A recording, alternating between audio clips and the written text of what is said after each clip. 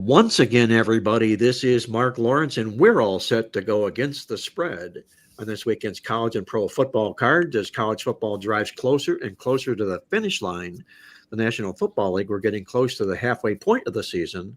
And to discuss that and everything else that's going on tap this weekend, we're going to be joined by our esteemed panel of experts.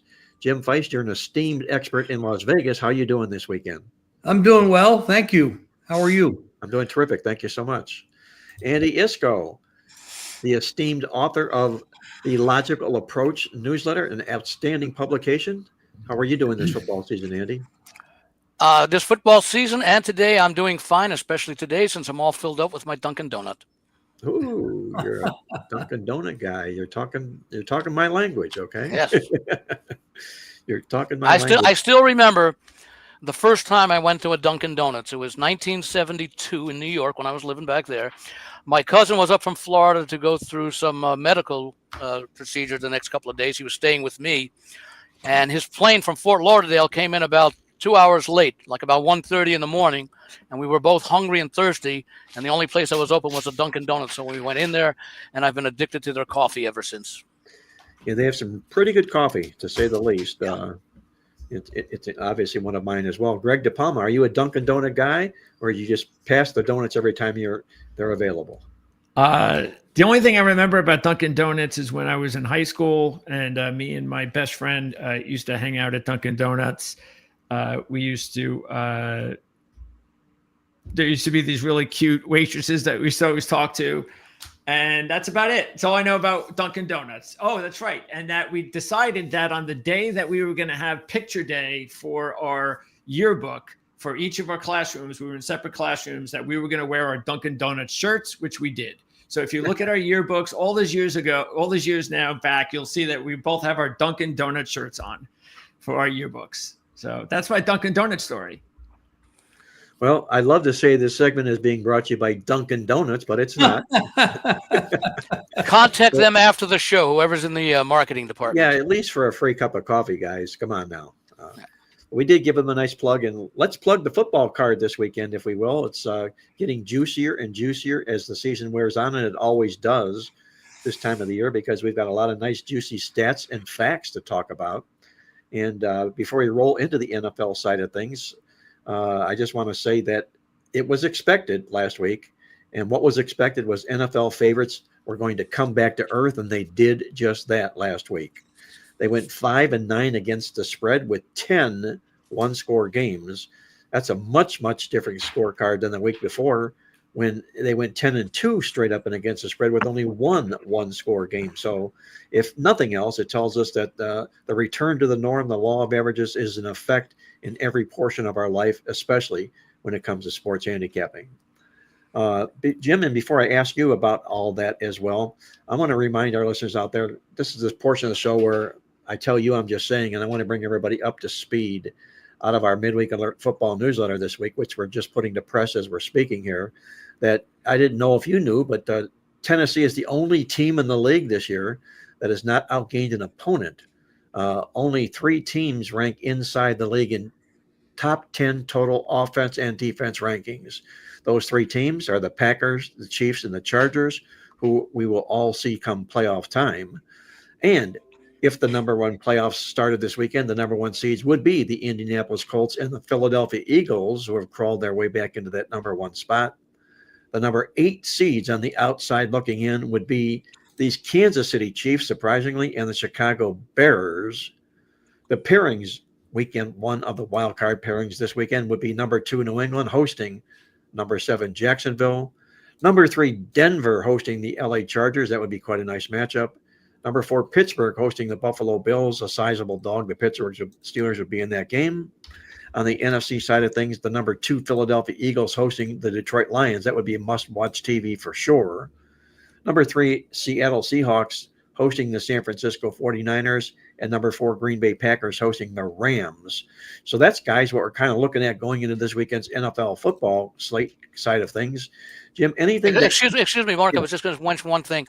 Is it correct that Philadelphia was on that list of being outgained in every game until their win against the Giants? I think there were 7 straight games where they were outgained.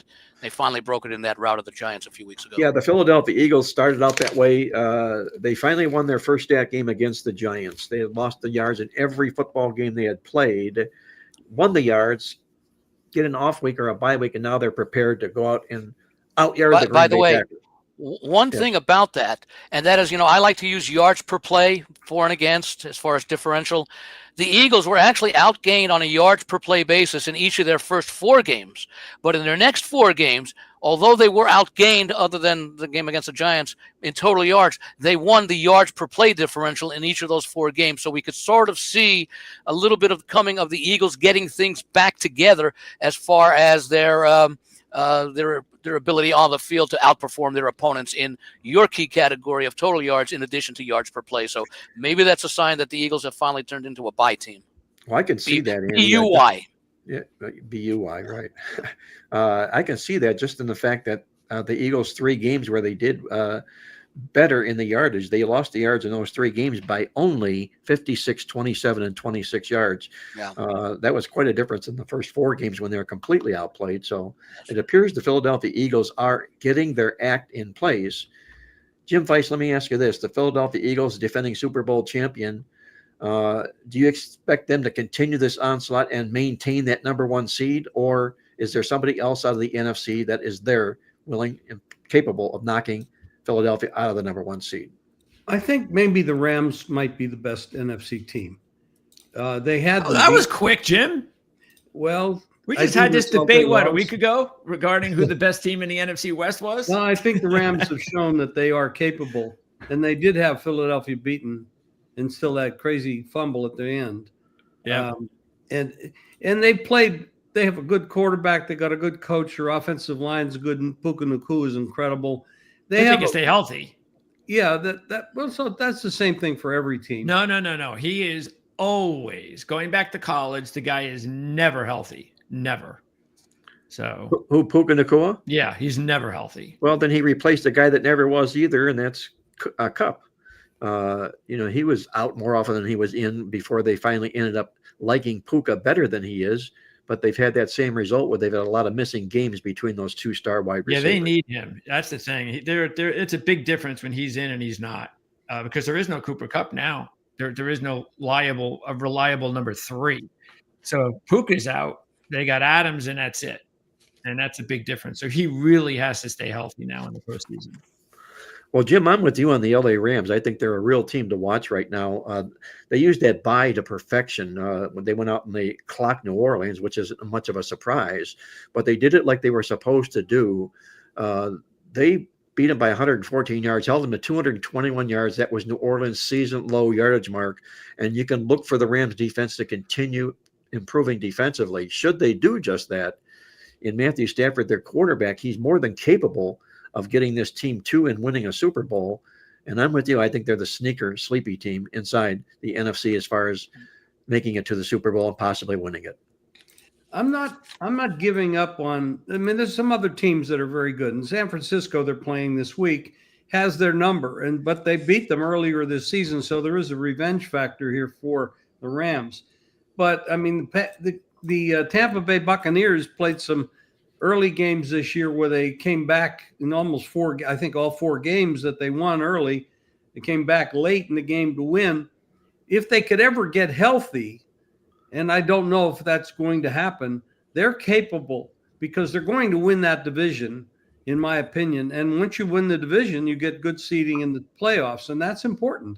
So, I do think that there's some teams in the NFC that are very, very capable. But right now, I would say Philadelphia and the Rams are the 2 leaders in the clubhouse to be the number 1 seed. Now, Philadelphia. How about Detroit?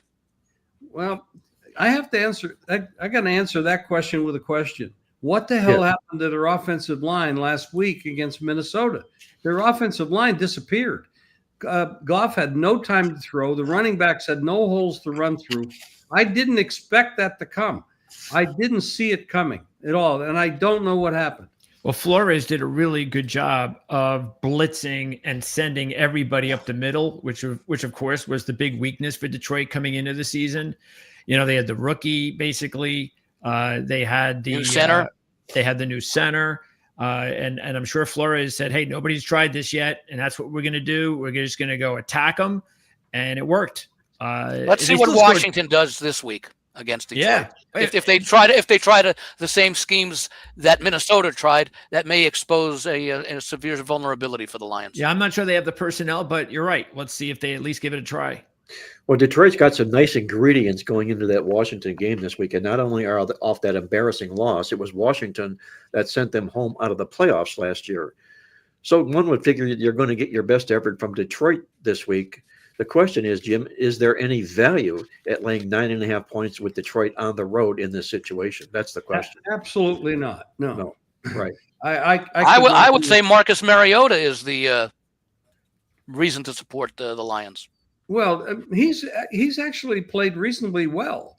He's not, and Daniels hasn't been all that hot, when he played. So I think Mariota is not the problem. I think they have other injuries, and there's always the thing now. We lost our leader. Are the other guys going to pack their bags and get ready for the off season, or are they going to step up?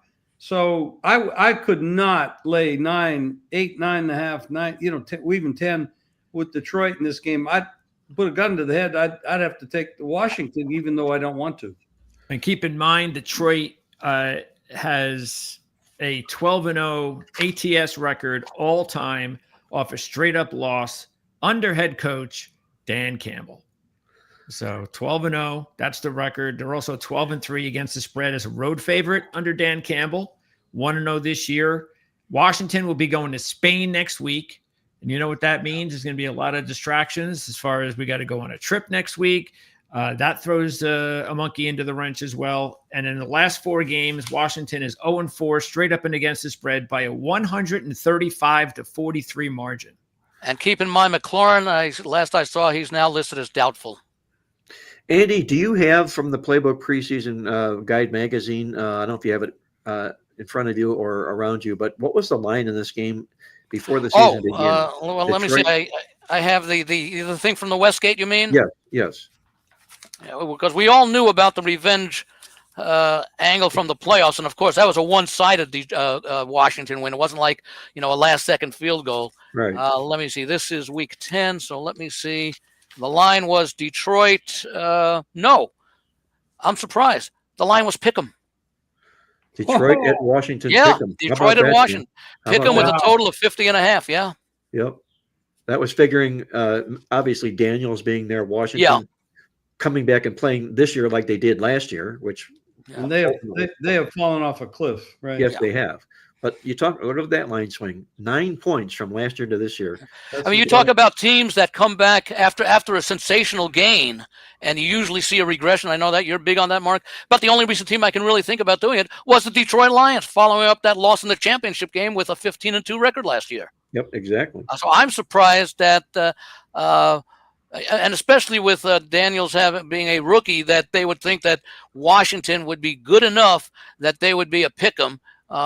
If they wanted to say Detroit, in fact, I think the advanced line 2 weeks ago before Daniels was injured, the Tuesday before, I think Detroit, I believe, was just a 3.5 point road favorite in this game, blew up to 9.5 with Daniels going out. So the 3.5 obviously factored in everything, including whatever they put in for revenge.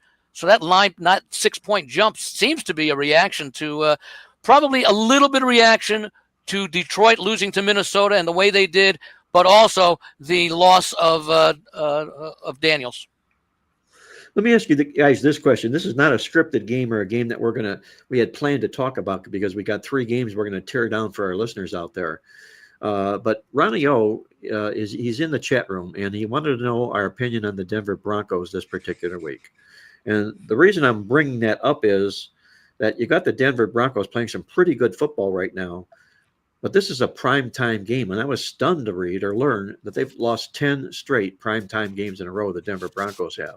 Didn't they rout Cincinnati on a Monday night earlier this season? Well, they did rout Cincinnati on a Monday night game early, so that would make it a primetime game. I guess it would. Yeah, unless that was one of the doubleheader games, and maybe they don't consider either of them primetime, but they're both primetime, even if they were overlapping, as a couple of those doubleheaders did. So, Jim, do you find the Denver Broncos in this particular role this week to be a situational play that you'd like to get into, hosting the Las Vegas Raiders? Well, first of all, it's a divisional game. Divisional games mean a lot to these players. Now, we know that, the Raiders know they're not going anywhere. It's a rebuilding year for them. I mean, they just got rid of Meyer. So you know that. And the other thing is Denver and Bo Nix has been very inconsistent.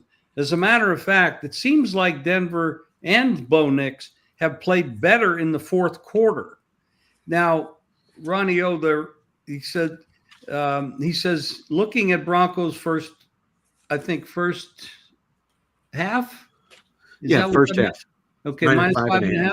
I wouldn't do that because the way they've played the year, they've started slowly for the most part, and this is not, even though it's a division game, they know that they're a big favorite. I wouldn't do that. I think they could beat the Raiders handily, but I'm not sure they'll beat them and cover the spread. I wouldn't lay it in the first half because they'll probably make it the run like they usually do in the fourth quarter. Good points. Valid points. All right, guys, let's tear down our featured NFL football games we've got on tap this week. And we've got 3 pretty good games that we can tear apart here and get our teeth into. The first, the Baltimore Ravens, fresh out of the IR, invading Minnesota to take on the Vikings this particular week. What's your thoughts here, Andy? Minnesota hosting Baltimore this particular week. Are the Baltimore Ravens back, and are the Minnesota Vikings also back because they just snapped what was a pair of 2-game losing streak? Your take on this game, the Ravens and the Vikings on Sunday? Well, first of all, there are a lot of similarities to this game. Minnesota is coming off of that big upset win against Detroit last week, so could be a little bit of a flat spot for them. And at the same time, of course, Baltimore is coming off of their game last week, or coming off the game that they had last week. Who was it against last week? Miami. Sort of escapes me. Miami, yeah, the Thursday night game with the extra rest, so it's a favorable game. Both teams are also in a sense of urgency. Minnesota, of course, because they're challenging both Green Bay and Detroit in the NFC North, and Baltimore because they've got a lot of ground to make up because of the injuries that caused Lamar Jackson to miss. And, of course, their main competition right now, they don't have 2 competitors like Minnesota does. They just have Pittsburgh, and we don't know about how Pittsburgh's going to do. So I look at it equally as an important game for both teams. I don't think it's more important to one than to the other because of their positions and the divisions that they play in.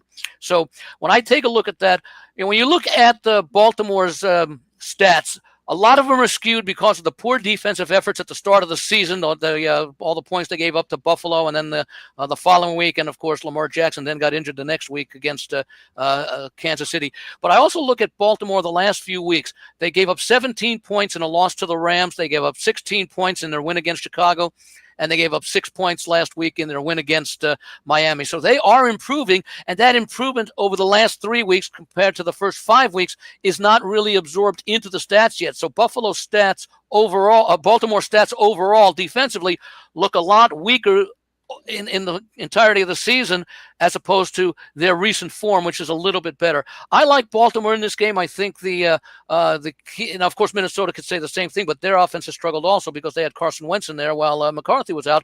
McCarthy, he had a nice game last week, but it's not a great game. I think his quarterback rating was only in the 80s or something. He had the 2 touchdowns, the 1 interception, didn't pass for a lot of yards. I think Lamar Jackson, a healthy Lamar Jackson, and now that he's got that rust off after that week, I think Baltimore goes in there and gets the win and the cover. I don't think it'll be a blowout, but something along the lines of maybe a 31-21 type win. Baltimore Ravens for Andy Isco, Greg DePalma. What do you think happens in this big showdown game? A potential, I'm only going to use the word potential very lightly, Super Bowl matchup.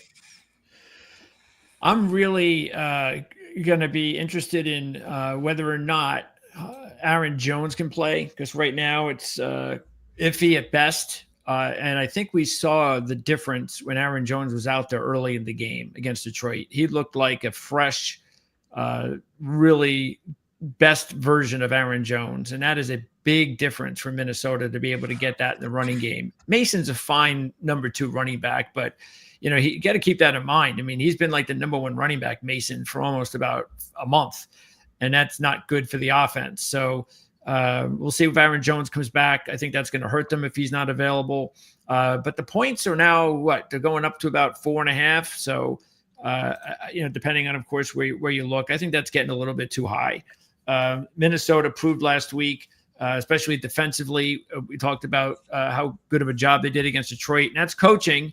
And that's what we talked about last week as well. When we talked about Minnesota and their chances this season is coaching. They've got excellent coaching, offensively and defensively.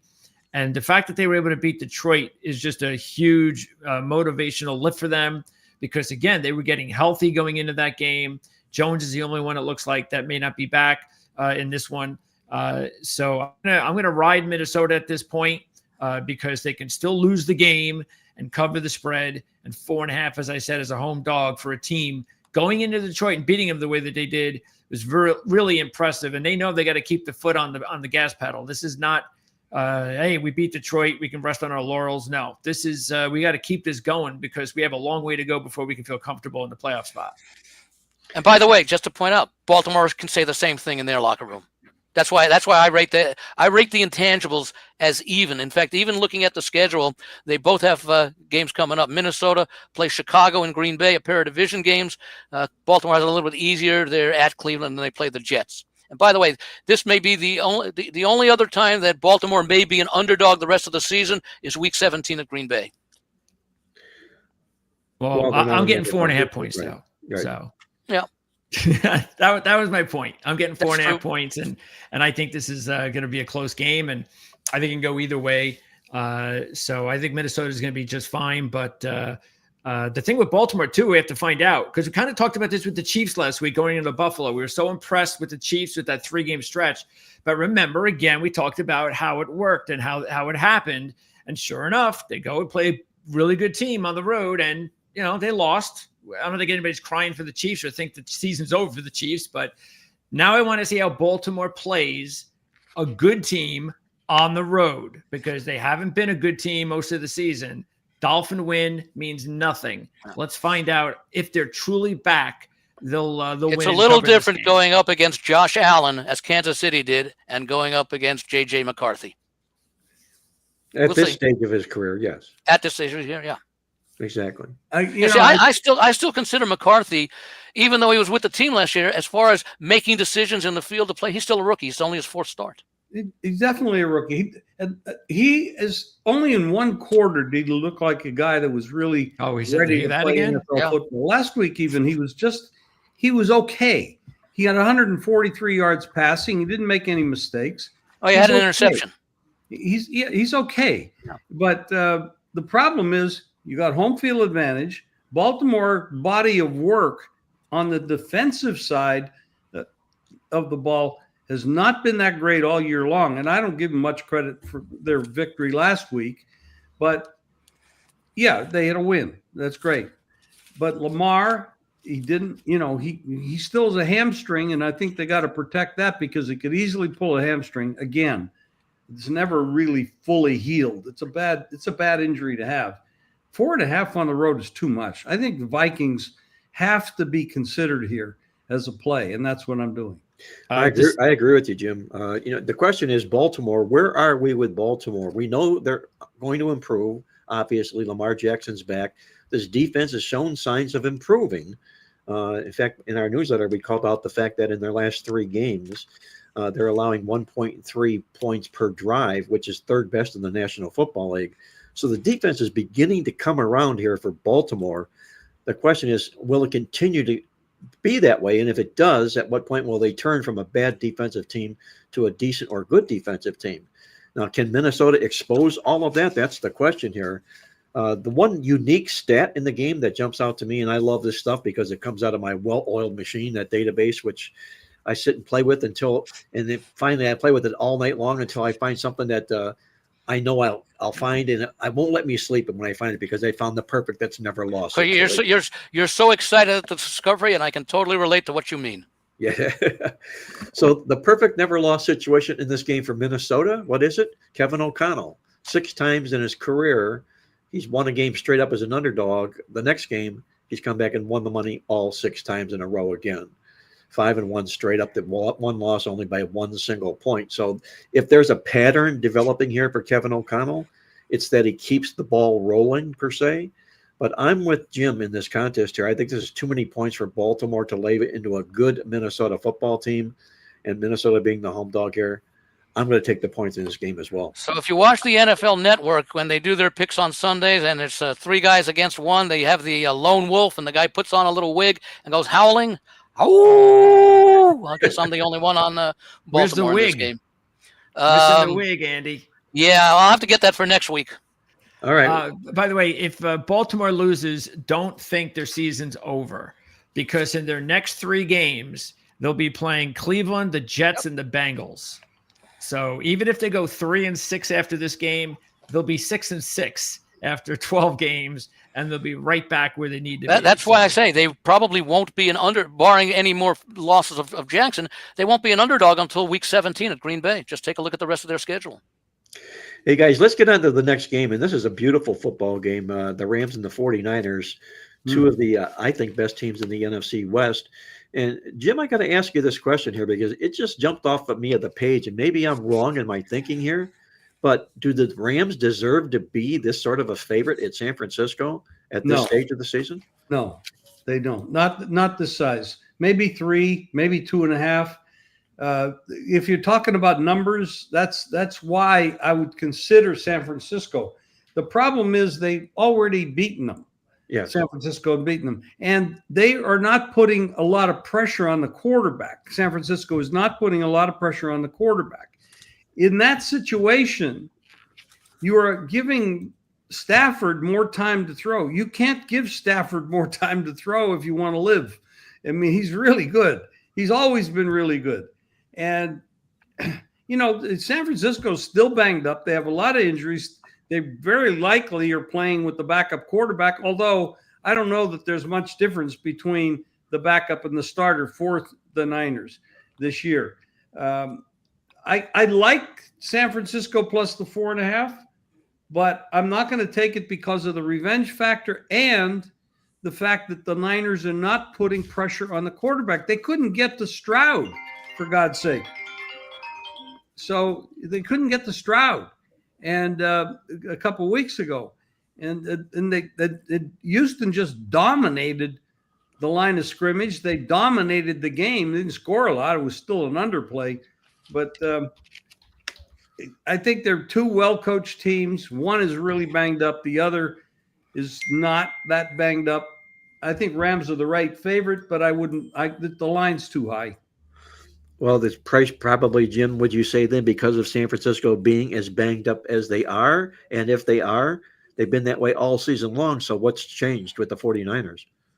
I think the odds makers made this price too high, but then the money came in on the Rams also. So why do you think? I know I'm asking a question. They opened the Rams 3, and it shot up to 4.5, and it's 4.5 minus 20 in 1 or 2 places. So it's the pros expect the Rams to win this game, and obviously they're willing to lay the price. I'm not.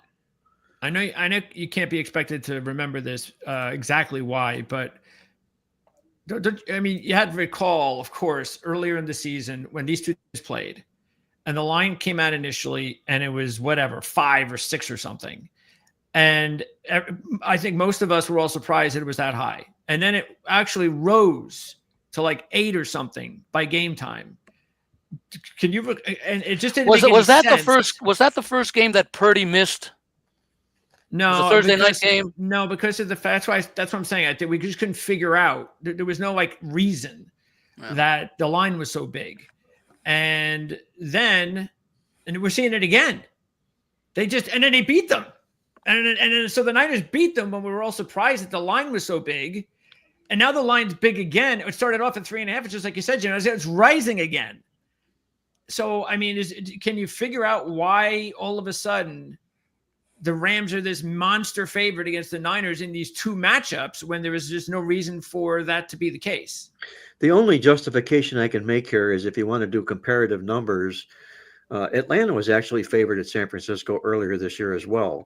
So, if you put the Falcons on the scale with the Rams, obviously the Rams are going to weigh a whole lot more. The question is, the Falcons were -1, the Rams now 4. Are there 3 points difference between the Falcons and the Rams? And also, San Francisco won that game straight out, 20-10. It's all about the injuries. That's really what it is. Especially with this team, Jim. Yeah. Right. Well, look, that's the only thing that scares me is that the fact that you're saying to this team again, not that again it really matters, but the fact is you made him a ridiculous dog the first time and then they silenced you, and now they're disrespecting you again and make you another big dog again.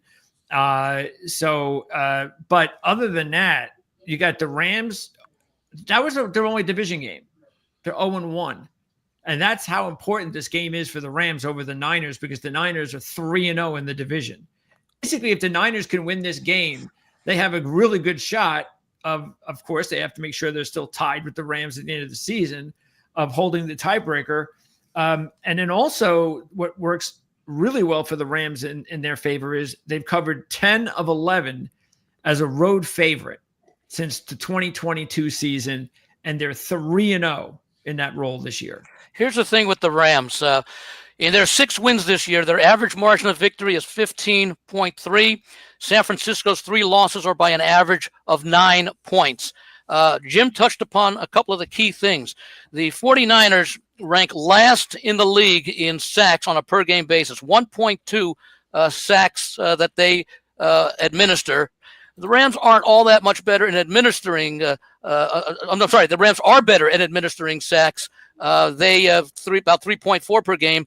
The 49ers are sacked twice a game themselves, and the Rams about 1.5 times. But the other key thing that I look at here in the stats is turnovers. And even though I tend to place a greater emphasis on turnovers lost, as opposed to defenses committed, turnovers forced, I look here and I see that the Rams have recovered 12 turnovers this year. The 49ers have lost 13. That's an extreme difference. That's roughly 2 per game each way. So if these teams play according to their average form, you can expect 2 turnovers by the 49ers and 2 recoveries by the Rams. Well, Andy, I'm going to put you on the spot again here. Do you know what this line was in this game before the season began? I know they played earlier, and I know that the Rams were 49ers were 1.5 point home favorites in this game. Home favorites, okay. Yeah. And it probably when they took 8 at the Rams, it probably got skewed because of the injuries and so forth and whatnot. Yeah. But so now they go from a 1.5 point pre-home favorite to a 4.5. Are you saying 4.5 or 5 out there right now, Jim? All 4.5s. All 4.5. So they go to a 4.5 home dog. Again, what do you got? Another 6-point swing in the game here, predicated largely on injuries again. By the way, the 49ers were held in decent regard because that Week 5 game, that Thursday night game, the overnight line, which this game was played October 2nd, so the line was from mid to late August. Rams were 2.5 point home favorites over the 49ers in the advanced line. Well, you can put me down on the 49ers here, guys. I'm a big Kyle Shanahan fan, and I love them when he was able to run the football effectively. I know Christian McCaffrey's having quite a year, but they're not pounding the ball on the ground like they used to. And a lot of that could be because they've got a backup quarterback here in Mac Jones, who's done pretty good. I mean, he's won 5 of his 7 starts. But as far as the cohesion goes, I don't see the running game there for the San Francisco this year. But it still is Kyle Shanahan, and it's still a home dog role for him. And he's thrived in this role, obviously, as a home underdog. So you can put me down for San Francisco in the game as well. Any other further comments in this game, guys, before we move on to our next feature? I'll just give my I don't know that I'm going to play the game, but if I did, I'd be on the Rams. I just think they're the much better team, and strength versus weakness in a number of categories favor the Rams. And in addition to the intangibles about the importance of this game, and I think, Mark, you pointed out that if they lose this game, both teams will have 3 losses, but San Francisco will have had the 2 wins over the Rams. And I'm not going to say basically eliminated them as a competitor, because the Rams would have to make up a game. They'd have to make up a game on the 49ers. But San Francisco's main competition would then have to be said to be Seattle, whom they've only played once. They beat them in Seattle in the opening game of the season. San Francisco did. a more important game for the Rams here in that sense. Then, Yeah. Jim, I don't remember. Do you tell us which side of this football game that you like? I favor San Francisco in the game, You do? but yeah, it's a difficult call because of the injuries and the fact that they don't put a lot of pressure on the quarterback, and I just don't feel comfortable letting Stafford sit back there and pick them apart. It's just an uncomfortable situation. And Stafford's having an MVP kind of year here this year as well. I mean, he is. And if you remember the first 21-2. game, the 49ers jumped out early. I think it was 17-7 at halftime, and the Rams had to outscore the 49ers 9-0 in the fourth quarter to force the overtime where the 49ers kicked the game-winning field goal. So the Rams did show comeback ability after that slow start. And I remember that game eliminated a lot of people from Survivor that week.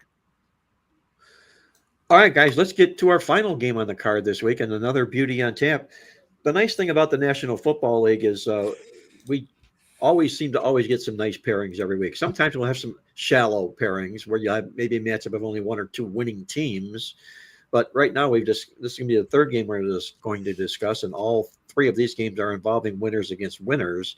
The Philadelphia Eagles traveling to Green Bay to take on the Packers.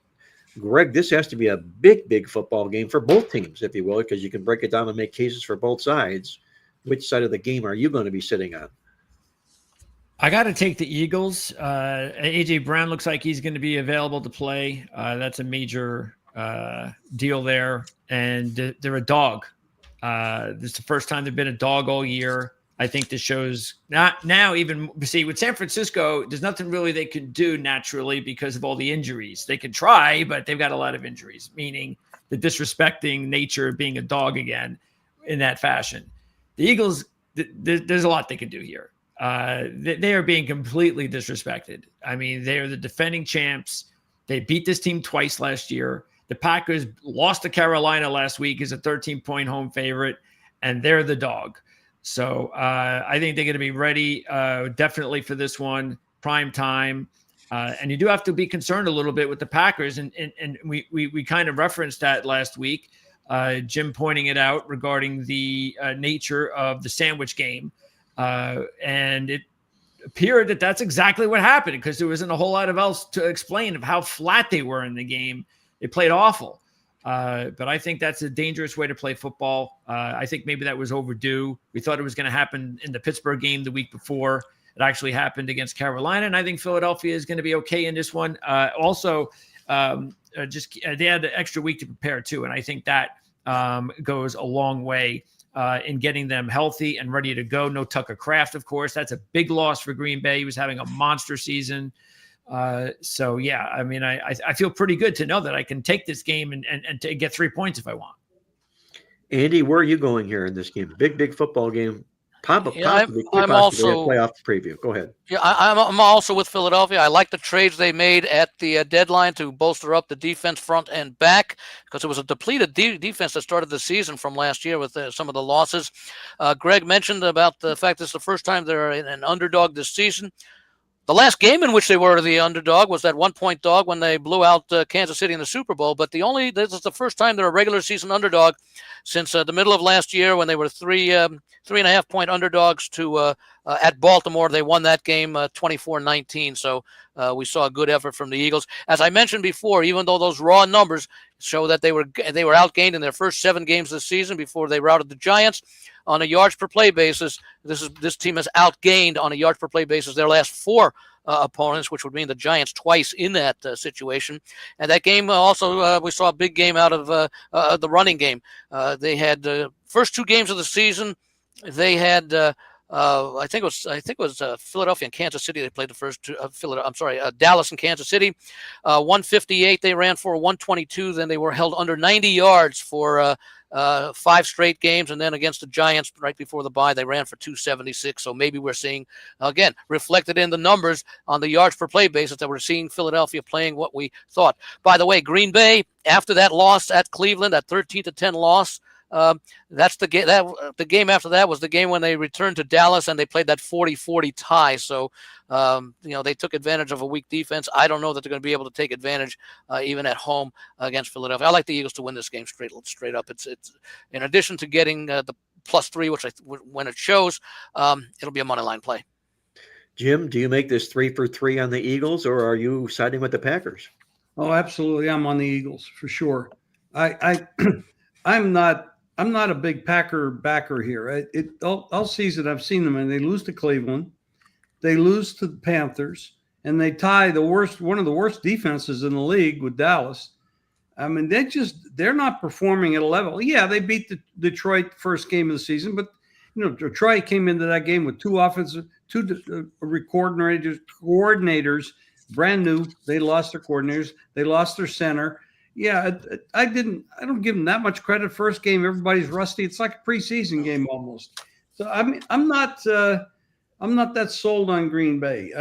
I am sold on Philadelphia. I think Philadelphia and the Rams are the two best teams in the NFC, and with one caveat. The Seattle Seahawks might be a sleeper that we should not be ignoring. And they also bolstered their receiver core at the deadline, which was already pretty good. The addition of Shaheed is going to open that field up a lot. Yeah, Seattle's been, I think, the real sleeper team, under the radar type team here right now. And tip of the hat to Mike McDonald. What a great job he's done turning this program right back around. So it's 3 for 3 right now with the Eagles on the show here. I'm going to make it 4 for 4 with the Philadelphia Eagles here as well. Both teams have been favored in every game they played so far this football season. So somebody had to come the dog, unless obviously a pick is in the equation. But nonetheless, it is Philadelphia's first time to dress up as a dog. Last year, they dogged up 4 times. They won the game straight up all 4 times. Wow. So this is a role that Philadelphia is really kind of like not accustomed to, but when they are, it's kind of like, are you kidding me? You're making me the dog? Let me show you why I'm not supposed to be the dog. Type of a situation here. The thing I don't like about Green Bay here also is take a look at what they've done here so far. In their last 6 games, they beat the spread only 1 time, which means they're underperforming Vegas expectations lines. And while the public loves them because they're not losing games with regularity, they're just not living up to what Vegas expects them to be. And I don't see why that suddenly changes here in this football contest here as well. I like the Philadelphia Eagles in this contest, and it goes back to when I wrote this game up in the Playbook newsletter, I wanted to finish it off with some thought that I think a music parody that draw a parallel to the Philadelphia Eagles this week. And I thought of Jim Croce, one of my favorite all-time singers, and he had a song called "You Don't Mess with Jim." And what jumped into my mind, and I'm not talking you don't mess with Jim Feist. I'm talking. In this case, it was "You don't mess with Jim Croce." Okay, but what the line that jumps out to me is "You don't step on Superman's cape," and that's what's happening. Don't spit in the wind. And don't spit into the wind, okay? And that's what's happening exactly in this game here. You're spitting into the wind. You're jumping on Superman's cape here and bringing them in here as the underdog in a primetime game. I think we're going to see the best of the Philadelphia Eagles in this Monday Night Football game. So we'll make it 4 for 4 on the show for the Philadelphia Eagles. That might be the first time this year we've been 4 for 4 to an underdog. By the way, yes, the advanced line on this game over the summer, Eagles 1.5 on the road at Green Bay. Well, I'm going to add a music note reference? to this. Yes, the reference. Yes. You were talking about the defending champions. I'm just going to say, don't stop believing. Yep. Don't stop believing. And they don't stop in Philadelphia believing. The rest of the country so far. But if you haven't stopped yet believing. Philadelphia is doing this year what Kansas City did last year. They're winning games, but they're struggling to win a number of those games. And if you just keep this in mind, though, if you are going to take the game and you haven't taken it yet, wait until about 5 o'clock today. That's when you're going to get the report from practice at Philly. You'll find out if A.J. Brown and Saquon Barkley are practicing. If for some reason they're not, or they're limited, and you might want to just rethink what you want to do there. You might want to wait a few extra days because the line's already 2.5. So I don't think it's going to change much if both of them are playing. I think that's pretty much what most people are. Well, that would tend, wouldn't you? Wouldn't you think it would move down to 2 if both of them are called? If they don't even show on the injury report that they both practice today and they don't show up on the Friday night injury report.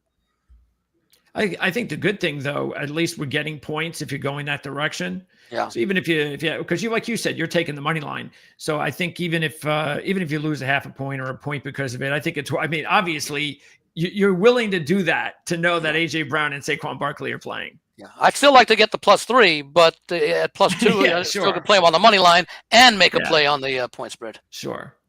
Well, before we close this NFL segment out, and I know Jim's going to get going, but Jim, I want to hang on to you for just a little bit longer here on the show, if we can.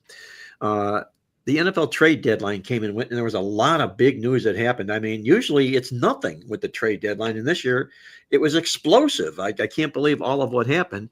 And Greg, I can't believe you're not wearing your New York Jets hat for all of everything that happened with the Jets.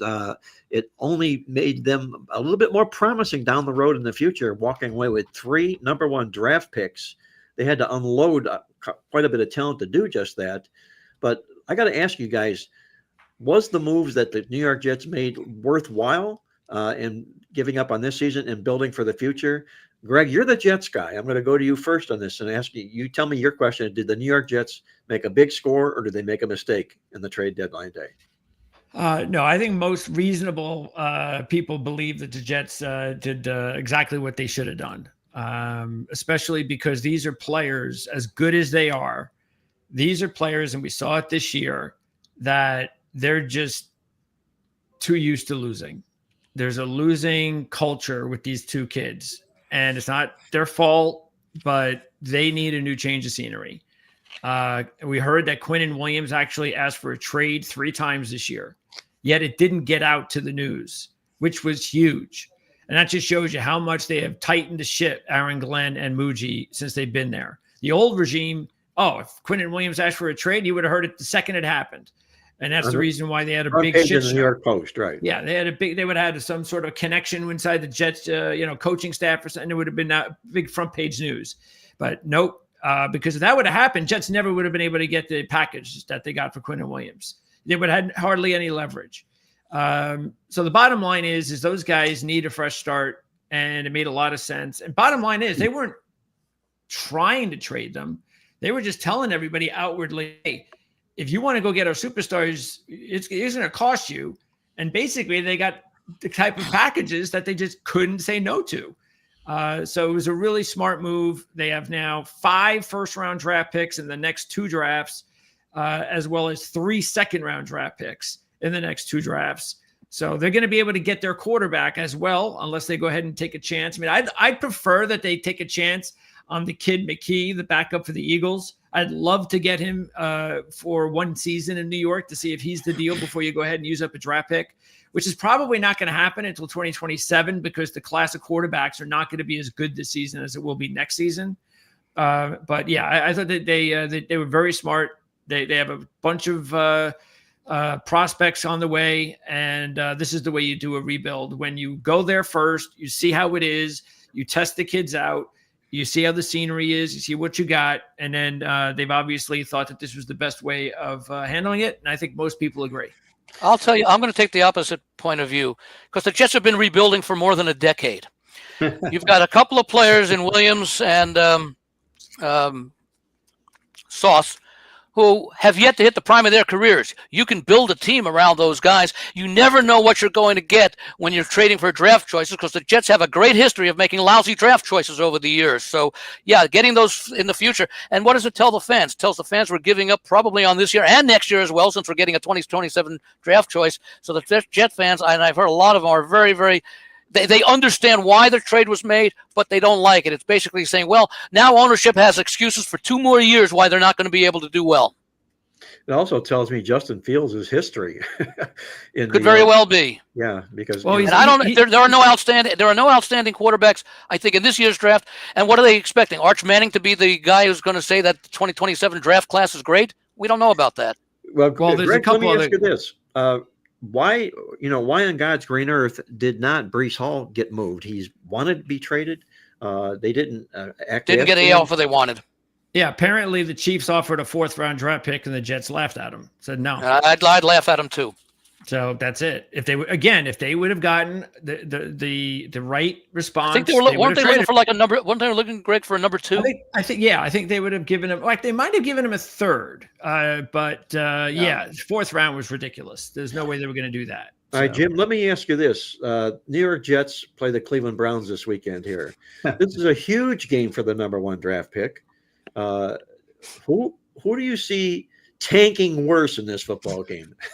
And we know they're not going to tank, but which of these 2 football teams would you expect to see between these 2 to underperform in hopes of keeping their number 1 pick of the draft in place, the Browns or the Jets? Well, they're both good at underperforming. They're really good at that. I mean, the players don't underperform. They go out there to play. It's only the management that start thinking about draft picks. And then you talk about getting draft picks. You got to do something with those draft picks. Like you're right, you got to pick the right players out of college, and then you have to be able to coach them up and make them who they can be. So it's a real roll of the dice. See, these are losing franchises. These are losing cultures, and I don't know how you change a culture, but both of these, I mean, Cleveland Jets. They're losing cultures. I mean, they haven't won forever. And Andy pointed out, I mean, it's decade after decade after decade. It's been like 50 years for Cleveland. I don't know what the hell to think of the trades. The draft choices are nice. It's nice to have a stockpile of them. But I don't know, unless you can get the right guys and your right coach. Do we know the Jets have the right coach? Do we know Cleveland has the right coach? I think the Jets we don't know what their thought is, but it's certainly, if the Jets want to keep Aaron Glenn, this is a good reason to keep him, because they know they have no chance the next couple of years, because they're not going to have much of a roster until those draft choices are used. On the other hand, if they want to go by the record and say, gee, we made a mistake, I don't believe it, but they may say we made a mistake with Aaron Glenn, they have a reason to do so, because I can't see the Jets improving all that much. Maybe win 1, possibly 2 games the rest of the way. I think the game, the Jets and Cleveland, the Browns, Jets and Browns, probably an underplay. I think the line is right on the total. Who wins it? I don't know. You're not seeing much at quarterback for Cleveland. You're not seeing much at quarterback for the Jets. I think an under 38 is the right play. Cleveland does have a great defense. And the problem is, the way the Jets don't have an offense, Cleveland might only need to score 13 points again to win this game. You mentioned the quarterback at Cleveland, Dylan Gabriel. He lost a lot when Joe Flacco got traded to Cincinnati because he was his mentor. Now there's nobody there to mentor this young rookie who's got skills. He has skills, but there's nobody there to tell him what to do, what's right, what's wrong, and all that type of things. I can look for him to regress. Just if for no other reason, Joe Flacco is no longer there on the sidelines in Cleveland. Yeah. And if I've got this correct, the Jets have only forced 1 turnover this season. Whoa, really? Yeah, and that was with Quinnen Williams and Sauce Gardner. Yeah. So what a mess. Yes. Well, guys, again, but that's the reason that they're that's the thing. A lot of people, you have to remember this. Too many people say things like, and I understand why they do it. I'd like to ask a question. Yes. I'm sorry, Greg. Didn't mean to interrupt. No, I was just going to say, too many people get into it's been forever. Oh, it's been 10, 20 years. It's been less than 6 months since this regime has been there. Aaron Glenn, Darren Muji have nothing to do with what happened to the Jets last year and in the last 15 years that they haven't been to the playoffs. If they're the right guys for the job, and I believe they are, I think a lot of people believe they are as well, they'll get the job done, and Jet fans are just going to have to be patient and understand that, no, it's another 15, 16 years. I want to win now. Well, as far as Aaron Glenn and Darren Muji are concerned, it's 6 months. So yeah, but every other time that the Jets made a change, it was the same thing. These are the guys to lead us. They can turn us around in a year or two. We've heard this. Well, if they play football to the year, if they play football to the year 2100, it just might happen. But they've been hearing this for 50 years. So okay, so what do you do? Yeah, so what do you do? You do a better job with ownership making management decisions. Well, you got to hire the right people. Again, Aaron Glenn and Darren Muji are 2 highly respected people. These aren't people that, the Jets Nobody wants to coach the Jets or run the Jets. So was the guy who came over Johnson. from Philadelphia as GM a couple of years ago, highly respected. Yes, exactly. And he went to the Jets. So my point and what is, happened? Let's put it this way. So wait, are you trying to say that it doesn't matter how good the coach or general manager is, if he comes to the Jets, it's Woody Johnson's fault? It's easy to point out what's wrong. Give me the answers. Well, that's what you're hoping that the new regime will do. Sooner or later, one of these guys, the GM and the coach that are hired, will turn it around. When? Could be 15 more years. Fact is, it'll happen. As a Jet fan, you just got to hope that these are the guys. As they've hoped for 50 years that these are the guys every time. Yes, I don't know what the answer is, because they have had several ownership changes over this period. But not many, but a few. Yeah. We can't get rid of the owners. So let's just people who complain about the owners, we can't get rid of them. So let's just end that story. There's nothing we can do but sit here, take it up the ass, and hope that one of these guys will change the culture. On the take it up the ass cue, we're going to move on. What were you going to say, Jim? I was going to ask about the Chargers. I mean, that's a big game between Pittsburgh and LA Chargers. They're both in contention for their division. It's a huge game. It's a primetime game. It's the late game on Sunday. The Chargers' offensive line is decimated again, with Alt going down last week for the season. I don't know where Pittsburgh's defensive effort came from last week, because they hadn't shown it all year. But how did the Chargers keep Herbert upright? He's been getting pounded every week, and now they lose Alt again. Well, the three games that Alt was out, they lost to Washington 27-10 at home. They barely beat Miami on the road 29-27 on a last-second field goal, and they got beaten pretty badly. What was it, 38-14, I think, against Indianapolis at home? So that's a major injury, because remember, Alt was the second left tackle to play, because his position's on the other side. But when Slater went down and lost for the season, they had to make the change. So, if any coach can do it, we would think it would be Jim Harbaugh, but he's not going to be out there on the field blocking and tackling. All I can say in this game, guys, is this: that the key number in this game is 1.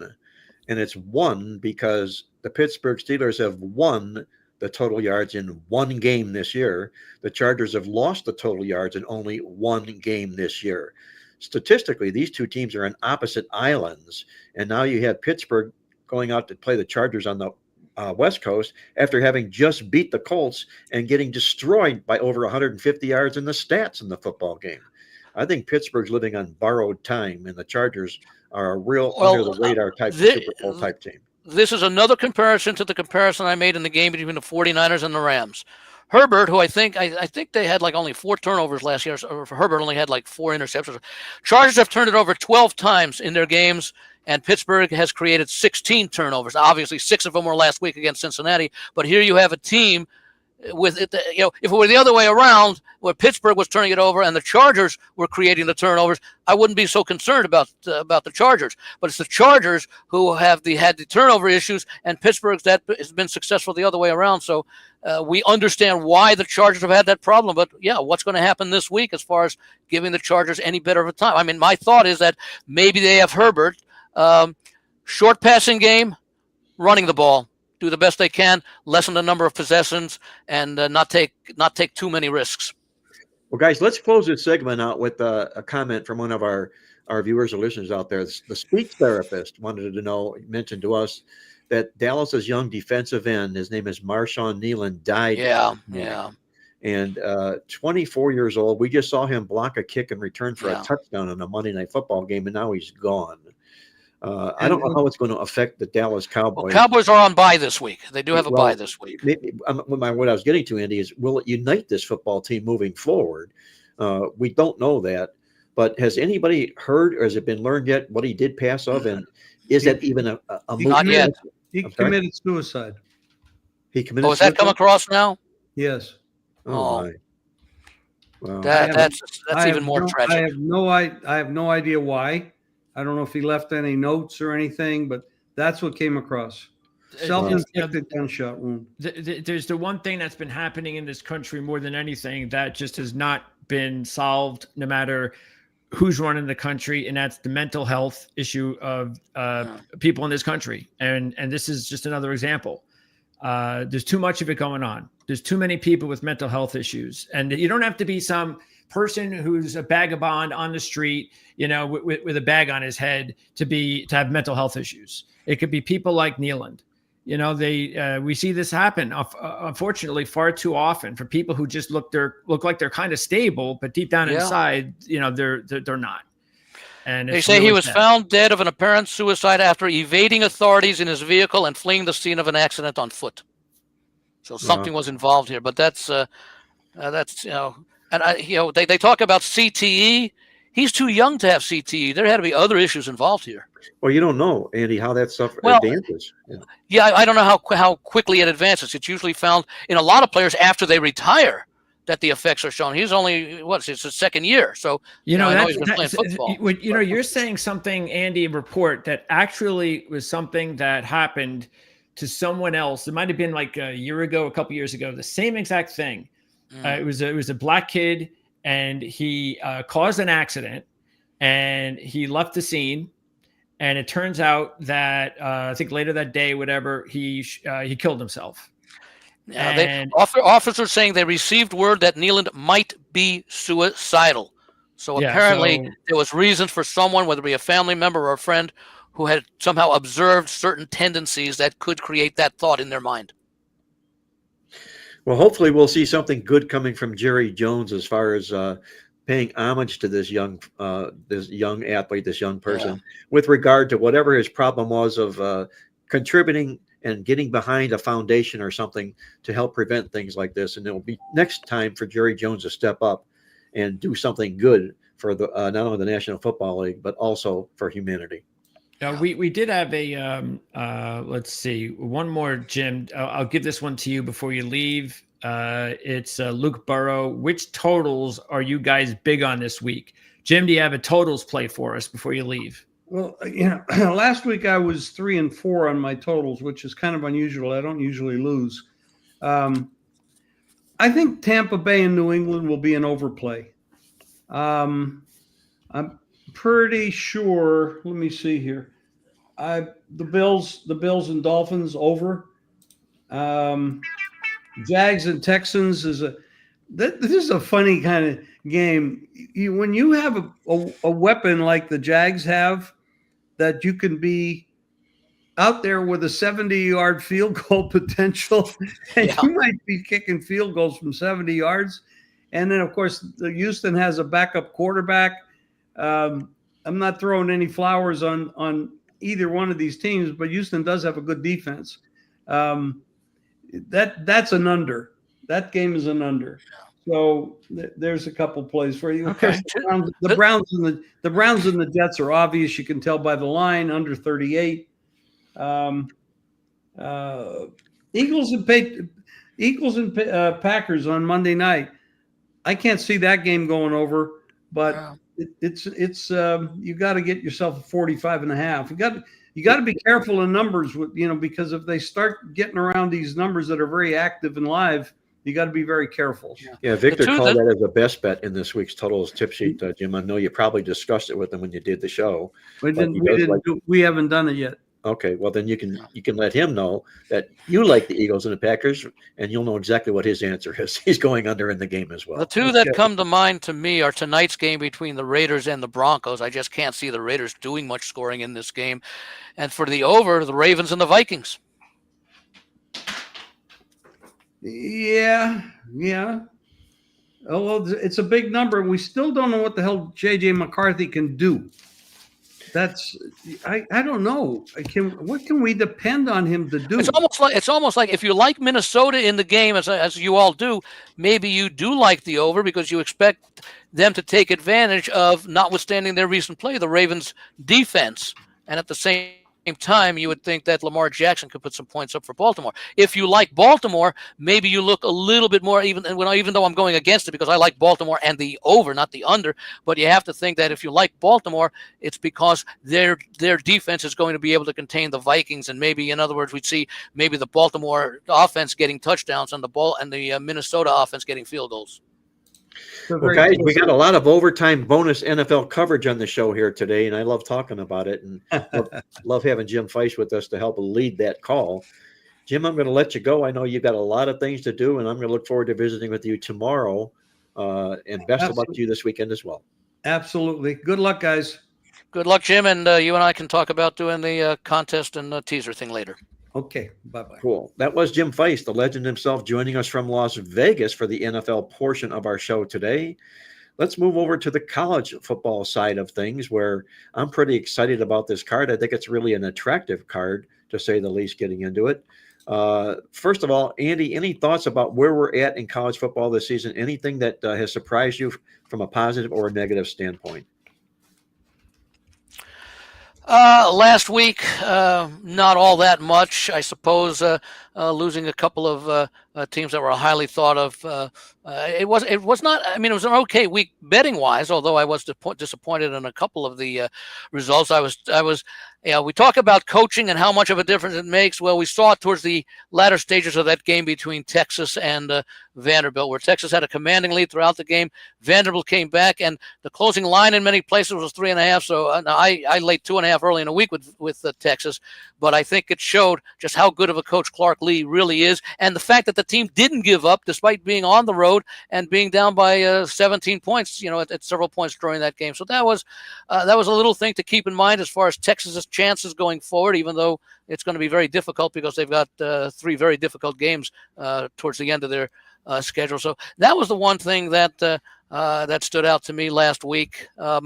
Can't Andy, really think of it. Can I get a little bit more specific with you? My question, I was a little bit too vague and a little bit too general. Yeah. But the college football playoff seedings came out the the first seedings. week of the seedings. Yes, I didn't make myself clear enough. Was there anything that surprised you with the Who was seeded number 9? Because I heard a comment. Oregon. Okay, yeah, they were talking about Oregon having no chance. Wasn't Ohio State seeded 8 or 9 last year?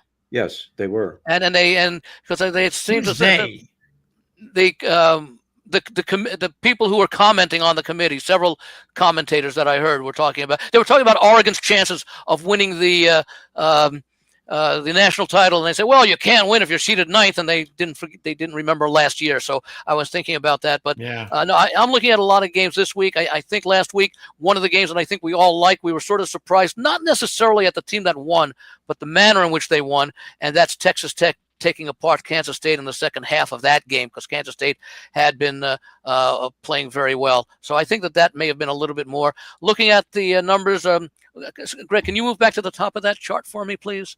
Because I can see a scenario where 1 and 2 might actually be 1 and 2 if it's if there's no more unbeatens and it's a very competitive Big Ten championship game, and Indiana deals Ohio State its only loss, and those are the only 2 teams with 1 loss, or two of the few teams with only 1 loss. Yeah, and it might also be beneficial because of the fact that if they are 1 and 2, then we probably don't get to see them until the championship game. Yeah, and the other thought is, I don't like the idea of 6 or 7 SEC teams in there.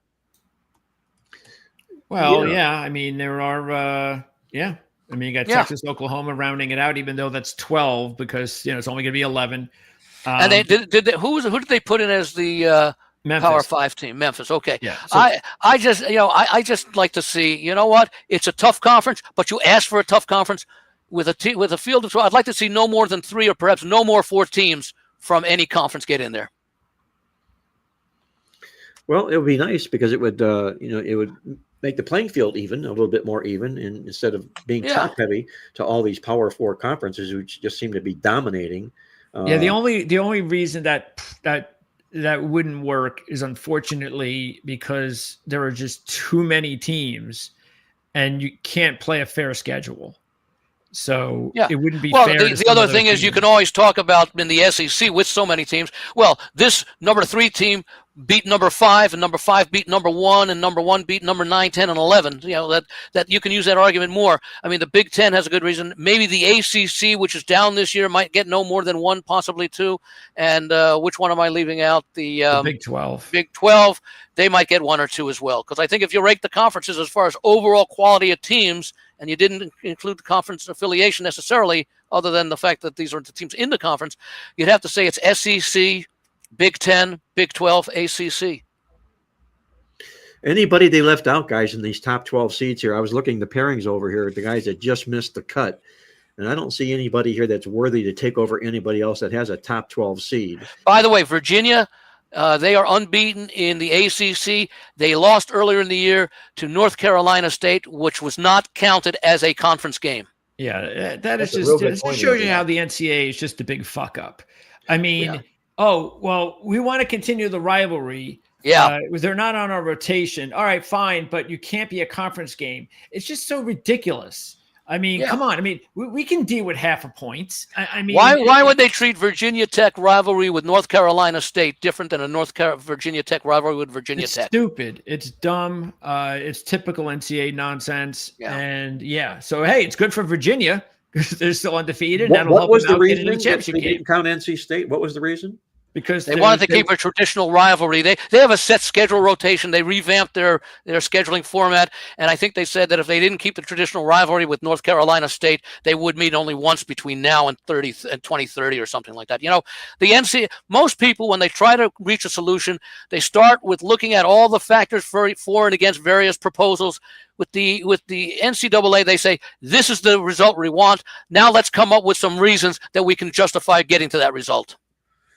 They've always done that. I could put Virginia down as, I think, one of the most phoniest teams that we're talking about here. We'll find out this week. Yes, we will. And just remember, when they went in and played North Carolina, they were on this winning streak, this big, huge winning streak, and they were leaking oil. They had lost the stats their previous 3 games. And what did they do in that game against North Carolina?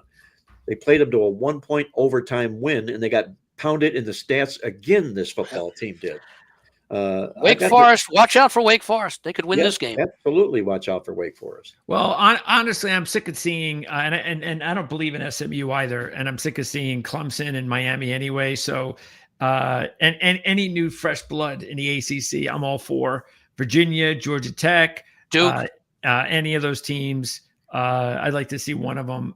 Louisville might be the best team, actually. They're going to be without their running back this week. Probably doesn't cost them against Cal, which I think is just an incredibly ridiculous. Keep an eye on UConn this week. They're getting a Duke team off of their first win against Clemson since 1980, I believe it is, and they got Virginia, the conference leader right now, on deck, and they're giving 9.5, 10 points to UConn, who's been playing very, very well. Let me ask you guys this question here. So, what happens this week if Iowa takes down Oregon? Okay. You got a 2-loss Iowa football team who's playing really, really good football now, especially defensively. 5 opponents to season low yards this year. Does Iowa then move into the top 12? Do they, vault themselves up from where are they now? I mean, I think they're number 20 right now in the rankings. Would a win against Oregon put this team in the top 12? That's a question. It depends upon what some of the teams above them do. It would certainly vault them up, and would certainly send Oregon down. The other thing to keep in mind, though, a couple of things. One, as you can see, there are no ACC teams. Number 2, there's no 12th team. So that's 2 additional teams that are going to be in this top 12 here that will not be there. So you got to put Memphis in here, and you got to put an ACC team in here. So that's why it'll be a little tough for Iowa to get, because what you really want to get to is 10. Good point, Greg. In these rankings, you want to get to 10. But hey, the bottom line is hey, if they beat Oregon, they're still going to be in a good position to maybe creep up even closer as the rest of the season goes on, because I believe they have another. I think they have another tough game coming up. Yeah, they got USC next week on the road, so they have they got to play Nebraska. So Iowa's going to play enough quality teams that if they were to upset Oregon and run the table, that they could definitely be a playoff team. Problem I have with Iowa, and I know a lot of people like Iowa this week, and I can understand home underdog. Take a look at the difference in offense and defense. Oregon's number 5 in total offense. Iowa's number 3 in total defense. That's a great matchup. But when you look at the reverse, I think this will surprise some people. Not that Iowa is 115th in total offense, but that Oregon is number 2 in total defense. They give up 238, Iowa 243. And I'm trying to find the thing I have here with common opponents. They've played 4 common opponents, and against those 4 common opponents, Oregon has been much more dominant in their wins than has Iowa. That's not saying Iowa can't win, because Ferentz is a really good coach, but I think people are dismissing Oregon too easily because they don't realize, A, the comparison between the 4. I mean, they're playing 4 common opponents is playing. That's a lot of snaps that are being played. What do they do in Oregon? The 4 common opponents. No. You just said they're what are they? Defensive numbers. No, you just said they're kind of ripping Oregon. What did you say?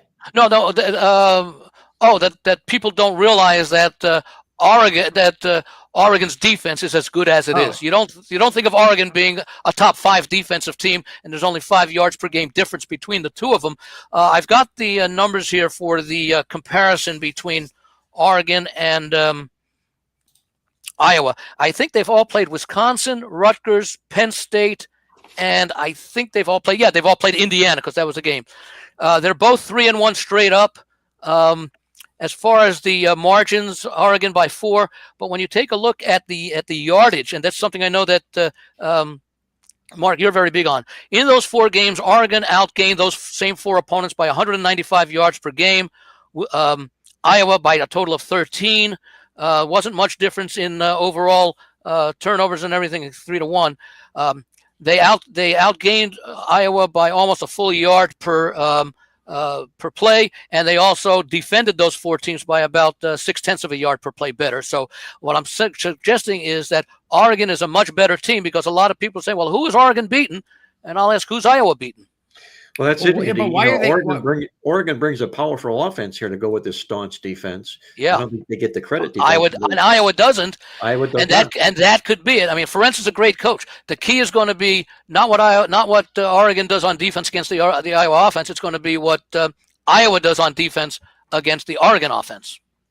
Well, guys, let's get to our top 3 games on tap here on the college football show this week. And again, thank you to the Power 4 conferences, because all 3 of our games are teams involving teams out of the Power 4 conferences. Let's go to the Big 12 conference for our first selection, Texas A&M, traveling to Missouri. Greg, is this doomsday for A&M to take their first loss of the season, or does Missouri get exposed with the freshman quarterback behind center this week? You would have to think that the law of averages will catch up to Texas A&M, just like it's going to catch up to just about any team, except the 2 Big Ten teams, because they haven't played a really tough schedule. So this is, you would think that this would be a spot, especially it's a big number.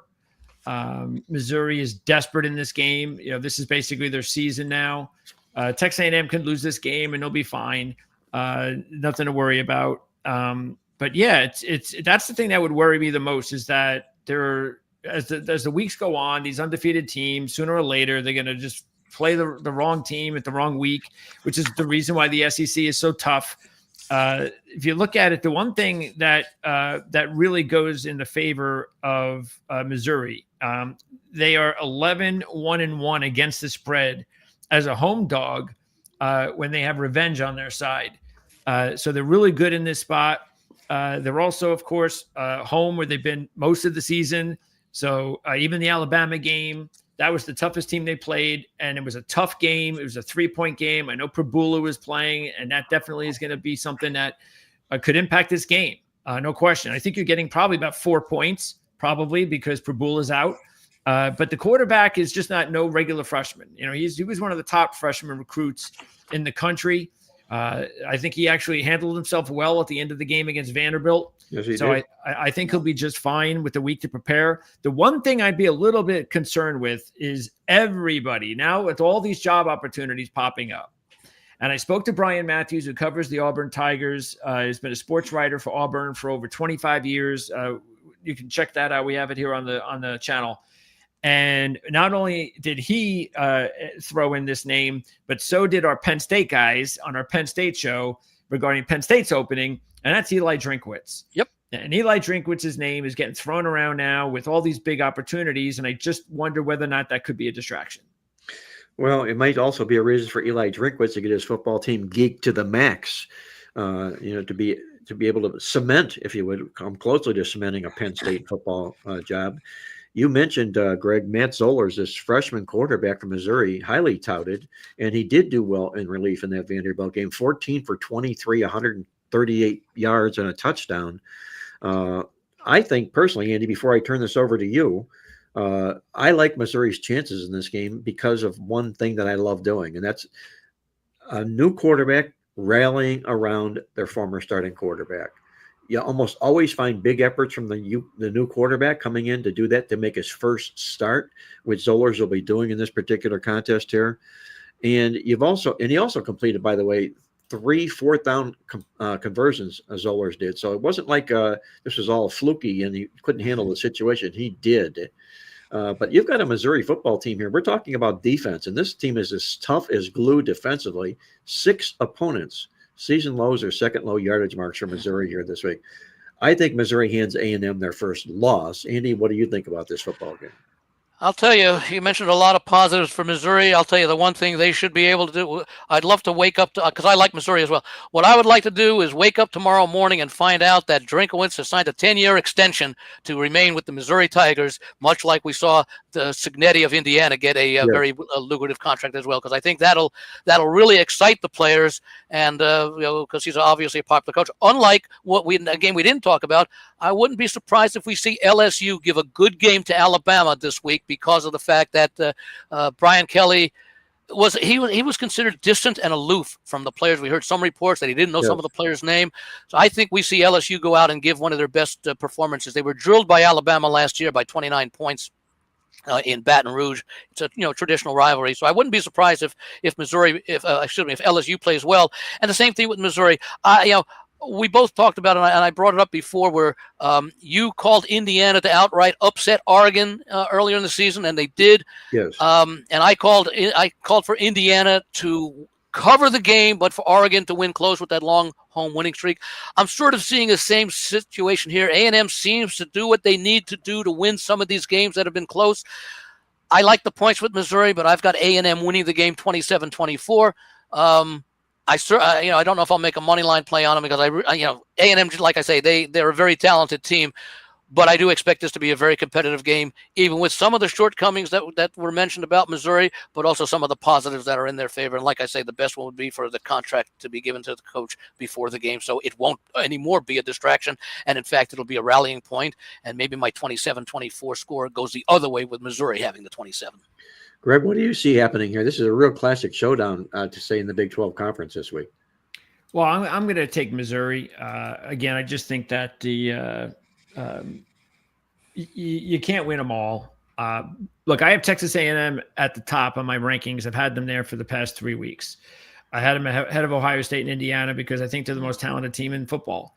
That's how good they are. The thing that I needed to find out from them were 2 things. One, could their defense hold up, and could the quarterback develop?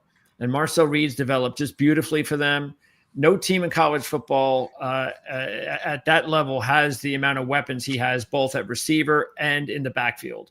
So that offense is loaded. They got a decent enough defense. Where is he in the Heisman Trophy odds right now? He's like 4th or 5th, something like that. Around 8-1, I would say. Say what, if A&M goes unbeaten, I think he's your winner. Yeah, the thing is that he could probably do that because he does get the Texas game. If he can, like, a monster game there, that could go a long way. Because the thing is, Sayin is right now, like, again, we've had a new quarterback leading the voting the last 6 weeks. So Sayin's now ahead of Mendoza. Problem Mendoza has, they're not playing anybody. With Sayin, they're not playing anybody until the Michigan game. And that's also a problem, period, is that we talked about this before with the Heisman. I think this Heisman stuff is just so ridiculous. It's like, oh, so you're going to give that right now, Julian Sayin and Mendoza are the leaders to win the Heisman because they're ranked 1st and 2nd. I mean, Julian Sayin, I could stand in the pocket and not get hit like Julian Sayin. I can't throw like he can, but I want to see Julian Sayin make a play under duress, have him sacked 2 or 3 times.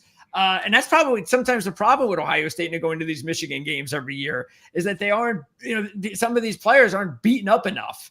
So Sayan's a really good quarterback. He could actually end up being the first quarterback in the 2027 draft.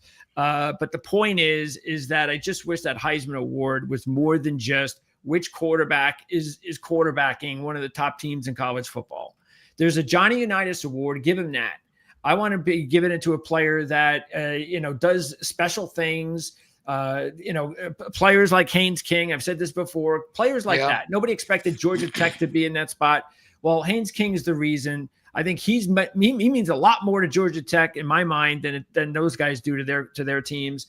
But anyway, I think Missouri is probably a decent play. I agree with you, Mark. I think the 7 points either way with the money line is a pretty decent option. Okay, 3 votes for Missouri on the show this week. Another big game in the Big Ten Conference, Indiana at Penn State. It might not be as big for Penn State as it is for Indiana, but nonetheless, this is a big game on tap inside the Big Ten Conference. Andy, what do you think happens here, Hoosiers or Lions?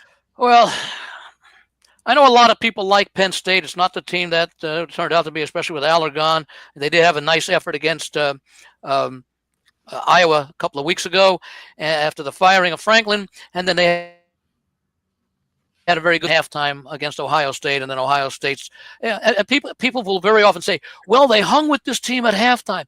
Well, that's true. It's the second 30 minutes where teams get worn down and teams have staying power and stamina, and that's what we saw with with Ohio State. I'm very reluctant to go against the Hoosiers at all right now, just the way that they have been playing. Let me get over here to where the numbers are. They are 8-3 against the point spread, despite laying big numbers. They average winning all their games by 31 points per game, and they average covering the point spread by 24 points per game. That just shows you how good they have been this year. Penn State, they are 1-7 against the point spread, and they actually average losing their games to the point spread by almost 14 points per game. That's how they have underachieved, and that's how much Indiana had overachieved. I know a lot of folks, and I didn't play the game last week, but I know a lot of folks like Maryland last week. They've been doing all year. Can Penn State do it? I suppose they could give a competitive game. I don't know that they can knock off with the, especially with the backup quarterback and all the situation going around there. But if you've been trying to find the spot to go against Indiana, well, you've been right 3 times this year because they are 6-3 against the spread. But that's, that means that you've been losing a lot. If you're down 3.6 units, if you've been betting the same amount each week on against Indiana. So if I had to make a play in the game, I'd still be on Indiana because I made money with them this year, and they haven't been eking out point spread covers. They've been dominating. Greg, what do you see happening here? Does Penn State come alive for this football game, or does Indiana continue their monster run?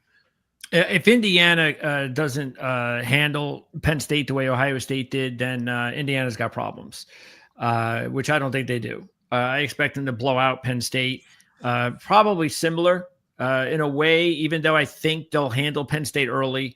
I think they'll get this game over with. All they have to do is take a 7-0 lead. That crowd is whatever crowd is left. Probably be a lot more Indiana fans in there than have ever had the opportunity to be there.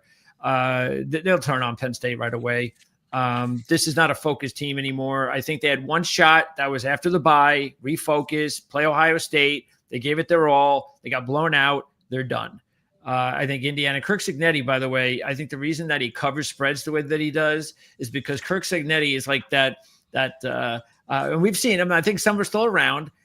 Some of those old school college coaches that doesn't care what the score is. He's keeping his guys out. Yep. And he's stepping on the gas at all times. And that's the reason why they keep destroying teams.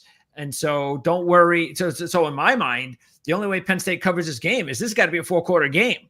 And I don't see this being a 4-quarter game. So I think Indiana, I think Cignetti's going to just do what he always does. And Indiana probably win this game by like 20 or 30. Well, I'm going to say this, guys, that invariably, and I know I keep harping on this, but invariably, when teams that are perfect in college football end up taking that first loss, it's almost always on the road late in the season. And it's almost always on the road late in the season against teams that are not losing teams and losing opponents who have good defenses. And what we called out in our Bet You Didn't Know column inside the Playbook newsletter this week, I called the article Ramblin' Gamblin' Man because the article is themed around Bob Seger. But what it involves basically is any 9-0 or greater college football road favorite from game 10 on out, if they're taking on an opponent that allows 23 or fewer points per game. If this team is coming in this contest a double-digit favorite, they are 6-24 against the spread since 1990. And you can also tighten this down to 1-18 the way I've got it laid out inside this article here. I'll say this about Penn State. When I did this, I looked at the opening line. It was 16 at the time I wrote this. I thought it was going to get to 17. In fact, it went backwards. It's more like 14. But you go back to 1967, the year I happened to marry my beautiful wife. Penn State has played a total of 409 games at home in Happy Valley. In those 409 games, they've lost only 17 of those games by 17 or more points. It's very seldom you see this team get rubbed out at home. And I'm going to play the law of averages. I'm going to be the rambling, gambling man here. I'm going to take the points with Penn State for my side in the football matchup here. Not a little surprised, I guess, the people that know me as a dog lover, but I think Indiana's got to play an A game to get out of Happy Valley alive in this contest. Two things I want to ask there. Indiana did get challenged once this year, and that was at Iowa when they won 20-15 in a game that basically went all 4 quarters. And I wonder if that was a little bit of a wake-up call, and I'm trying to find out when it was. But that was the game right before they were going to Oregon to play the Ducks up in Eugene. I want to see if there was a week off in between there. And yes, there was. There was, yeah. They played on the 27th of September, and then they had the bye week, and they went up there. So, and I wonder if that close call against Iowa, given Cignetti's penchant for keeping gas putting a foot on the gas, as Greg pointed out, I wonder if that was the wake-up call that Oregon needed, that Indiana needed to go up and face Oregon, and the rest of the way saying, hey, you were one play away from losing this game. We don't want that to happen again. And so far, they've been able to pretty much do it after that Oregon game. Well, just the results of that game. Which followed the Iowa game. Right. Yeah. But after the Iowa struggle, they were 7-point dogs at Oregon, a little bit of a thick number per se, as it ends up being in the end. But it was also Indiana's first road game of the season when they went to Iowa. So there were some mitigating factors working against Indiana in that football game. What has Indiana done? I don't have it in front of me. What has their margin of victory been in every game after that Oregon game, which was the game that followed their close call? By 10, by 25, by 50, and by 45. Yeah. So, they're a cooking machine, unquestionably, no doubt about that. And this is just this honestly, and just hearing our guys. And if you want to, they talked about the game. If you want to check out and find out what our Penn State boys had to say about it, that's available on the channel, so you can check it out. The fact is they said that they even when they had some really bad years in the last 15 years. And there were a couple of bad years in there. I think there was like one bad year with Franklin. Might have been some bad year or two. Remember, just before Franklin took over, they said they'd never seen it this bad. This is as bad as they feel. You mean the team? The team. Yeah, the team. This is as bad as they feel about the possibility of being completely embarrassed. So this was even after the Paterno Sandusky situation and all that, where the program was at a low. There was a lot of internal bickering going on. This is even worse. They feel really, really, really nervous about getting absolutely embarrassed. And this situation is different than the others because the others were non-football related issues. This is all football related issue. Yeah, and it's really it's amazing. I mean, this was a team that everybody looked at the beginning of the season as national championship. This was the team. If Aller were still there, I might feel a little bit differently. I don't know that I would still that I would play Indiana. I don't think I would. I don't know that I would play Penn State, but I would certainly give them a much better chance to be competitive if Aller was still there, because he was part of the reason coming back this year why they were so highly thought of. And those losses that they had, early in the season, that 3-game losing streak was shocking.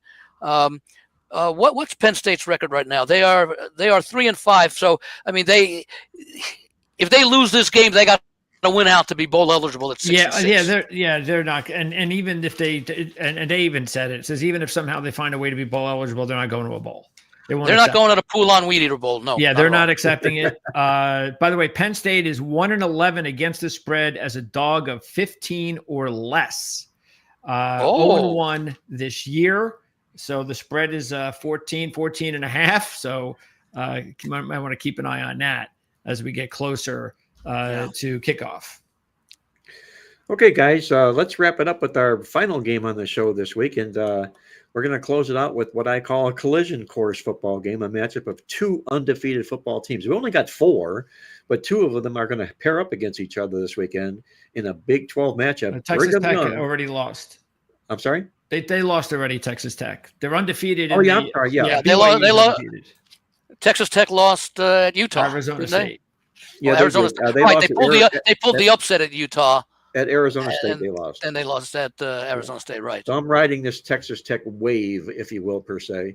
So now we've got an undefeated BYU team against a one-loss Texas Tech football team. And what are you going to do with something like this, Greg? Cougars, Red Raiders, does the Cougars' perfect season go down the drain this week, or does Texas Tech get exposed again here like they did at Arizona State? Well, I thought the timing was bad for Texas Tech. I thought that was just a game that made more sense for Arizona State at the time. And unfortunately, that game destroyed Arizona State's season because their quarterback got hurt. Yeah. And the season's over, basically, no matter what anybody says, because they can't win with Jeff Sims. But with BYU, I think the one advantage they have is that they're coming off the bye. And I think that's really, really important because they're getting 10 points. I mean, that is a lot more points than I really thought that they probably should be given. Again, I like Texas Tech. I liked them last week because they're just more talented than a lot of these teams, and they're more talented than BYU. But BYU is a very well-coached team. I think they got the best staff in the Big 12, top to bottom, coordinators, all 3 of them. And then they come in rested. They get 10. So a little bit more pressure now actually is on Texas Tech.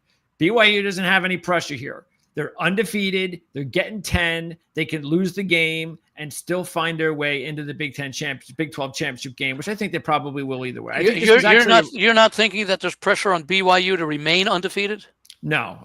Well, not as much as Texas Tech. Texas Tech losing this game could. Loss.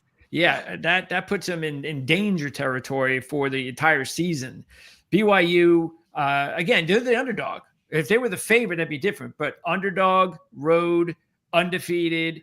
Let's just, hey, we're supposed to lose this game. Let's go get them. And I think this is going to be the rematch anyway in the Big 12 championship game, no matter how you cut it. These have been the best teams all year. So I'm taking BYU in the points. I'm not going to take them in line, but if anybody wants to do that, I think why not? They're getting 3-1.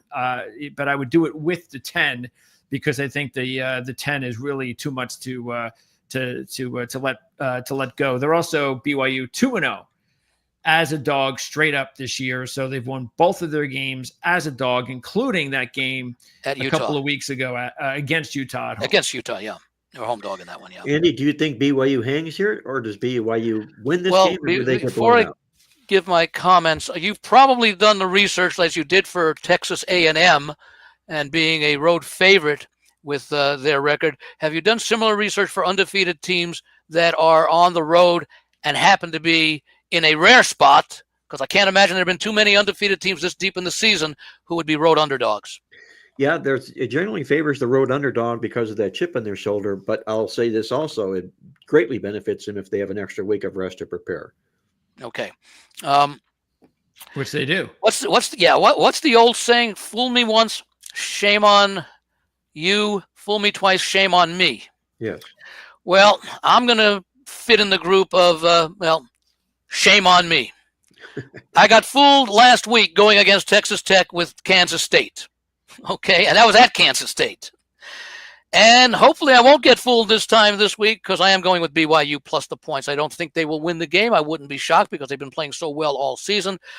Texas Tech is not quite the same as a mini Indiana because they're not winning by those kind of margins. Although, well, no, I'm sorry. Let me take that back.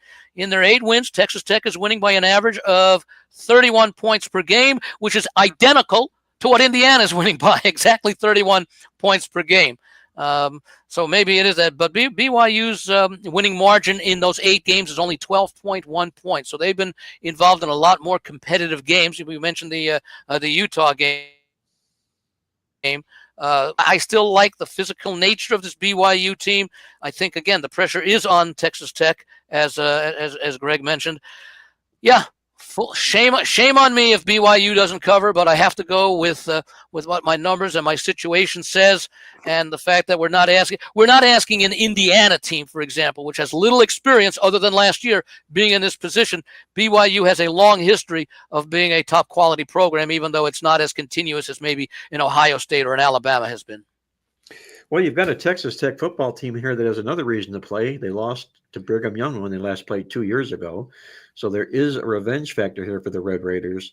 And like Andy, I can understand his concern about being embarrassed again, trying to fade Texas Tech, who, arguably you can say, ask anybody in the country, who's the most powerful offense in college football this year? The answer to that might probably come back Indiana, with Texas Tech right on their heels. So, why are you going to want to jump in front of a football team like this? But as Greg mentions here, you got a BYU football team here that doesn't know anything about losing thus far this football season here. And you're talking a double-digit underdog with rest on top of it. So, what are you going to do? You're going to back this monster who is a really wide-open offensive team with a revenge chip on their shoulder, or are you going to run with the dog who's undefeated and playing with a little bit of embarrassment in that situation here? I'm going to grab the points with BYU. I'm not going to go deep into my pocket to do this because, like Andy, I'm also fearful of Texas Tech and what they can do, especially on their home field here. So put me down for a slight lean to BYU in the football game, kind of a cop-out answer, but that's my take on the contest. Yeah, if they didn't have the extra week, I would probably stay completely away from this game. But it's that extra week that I really believe that BYU can use to their advantage to make this a 4-quarter game, even though Texas Tech is the better team. I don't think there's any question about that. And they're at home. Being at home, the better team, the more desperate team. But getting that extra week, I think that'll be what I think if they don't cover, I think it's one of those covers that they lose in the 4th quarter. Maybe even late. I do a computer projection each week where I take a look, and many of the stats that I use eliminate those games against FCS opponents. Like for example, the Oregon-Iowa game. Oregon beat Montana State like 55-3, and Iowa beat Albany, I think, like 31-7. I do 2 separate sets of stats. One for every game, like the traditional ones you see on media sites, and then one only looking at FBS opponents, games between FBS and FBS. And the projection I do, which is based upon just scores between relative opponents and how they do against the averages of what their current opponent is allowing. And I actually have a projection here of Texas Tech 36, BYU 28. So for whatever that's worth, it's been working very nicely when I do those projections. There's a lot more to the handicapping than just looking at those numbers, but it does incorporate more of an equal playing field. And I think the big difference, and Greg, you probably know this, Mark, as well, between an FCS team and an FBS team is the scholarship limit is significantly greater for FBS teams than FCS teams, as far as fundamentals are concerned. Obviously, the recruiting is greatly in favor of the FBS teams, but I think that scholarship limit also takes even more players away from players that might normally go to FCS teams. But are we talking about scholarship players any much so more, Andy, or are we talking about NIL paying the players? I'm just talking about the roster limits. The composition of the roster is different. I think it's 85 scholarship limits on FBS, and maybe it's like 65 or something like that on FCS teams. Greg, you might know that number. What's that? The number of scholarships that are allowed if you're in the FCS versus FBS. I think it's greater. that stuff. Everything has been changing so often, so much that. But I don't believe that number has. Okay. The NIL changed. I'm just talking about we can offer 85 scholarships at the FCS level. We can only offer or at the FBS level. I still use 1A and 1AA. It's much easier to understand that you can offer many more scholarships if you are an FBS team than if you are an FCS team. And then, of course, you take into consideration the quality of the athletes you're getting are much greater at the FBS level than at the FCS level. That's why I think there's a huge difference, and that's why I for the second purposes of much of my handicapping, I eliminate the stats that these teams that the FBS teams compiled when they go play the Furmans of the world. Well, it says here that it's FBS can offer up to 85, FCS are limited to 63. Okay, I thought 85, 65, close enough. That's a huge difference. That's a quarter of a roster almost, or a third of a roster. Oh, before we leave, John Putnam, he was actually the very first. I think he even asked this question before we were on the air. He wanted to know about Georgia, Mississippi State. And I think that this is definitely a game that we could be seeing an upset. I really love the way Mississippi State's been playing. They have a lot of confidence right now. The line has gone up. It's going in close to 10 now. And I can understand that. That's history. That's Georgia. Oh, my God. Georgia's only favored by 7 or 8 against Mississippi State. And I think that's just history. I don't think people really have given Mississippi State enough credit. They're on an incredible run. They've been covering an awful lot this year. And I even think taking the money line would not be a bad idea because Mississippi State is coming into this game knowing they need 1 win in their last 3 games for bowl eligibility, and all 3 of them are going to be tough. They may have to wait until the Egg Bowl against Ole Miss. That could be a great drama situation if Ole Miss needs to go to the playoffs. But I think this is a good one, a good opportunity right here because Georgia, if you look at it, they really haven't been very impressive this year. Even when they beat Florida last week, not a very good Florida team. They needed a touchdown in the last 5 minutes to beat them. So I think Mississippi State's the play, and I'd also throw a few bucks on the money line. I agree with you, Greg. They got out to a real nice start, 4-0. They lost 4 in a row. They come back and win. They've been very competitive all season long. Their only bad game was the A&M game, where they got trounced on the scoreboard and in the stats. And here's a football program here that is, like you mentioned, they need 1 win. Is it Georgia this week? Is it at Missouri, or is it at home against Ole Miss? 3 tough opponents coming up for Mississippi State. You have to figure that they're going to come out with their A game in each and every game until they get that win. I think this is a big, huge game for the Bulldogs, and I'm with you. I'll take the points. Who did Georgia lost to? What, Alabama? Yes. I think, okay. Is Georgia, I think, are they still eligible to play in the SEC championship game? Yes. Because Alabama and A&M have 0 losses and 5 wins. 3 teams, Texas, Georgia, and Ole Miss, each have 1 conference loss. So this is a big game for Georgia if they want to have an opportunity to play in the SEC championship game. They do have a game against Texas, who they beat twice last year.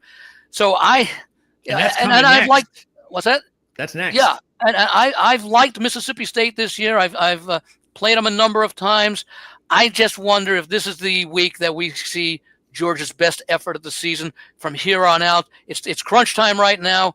I'd prefer if I were to bet this game and I bet Ole Miss and they lost badly to Georgia, I'd say, what was I thinking? If I bet Georgia and they lost to Ole Miss, not to Ole Miss, I'm sorry. If they lost to Mississippi State, I'd say, what was I thinking going against a much better team, at least historically and currently as far as roster is concerned.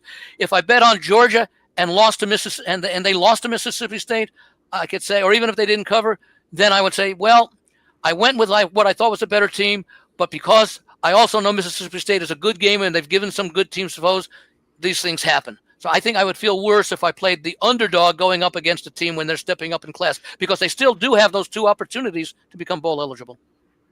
Last year, Georgia was a 34-point home favorite against Mississippi State, and they beat them by 10.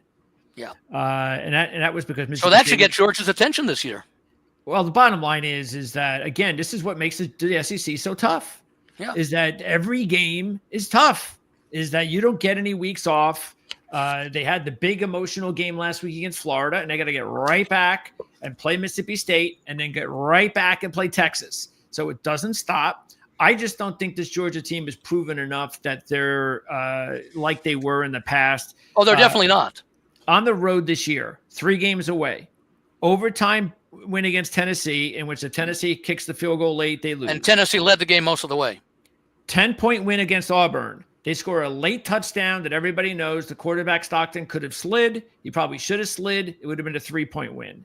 4-point win against Florida.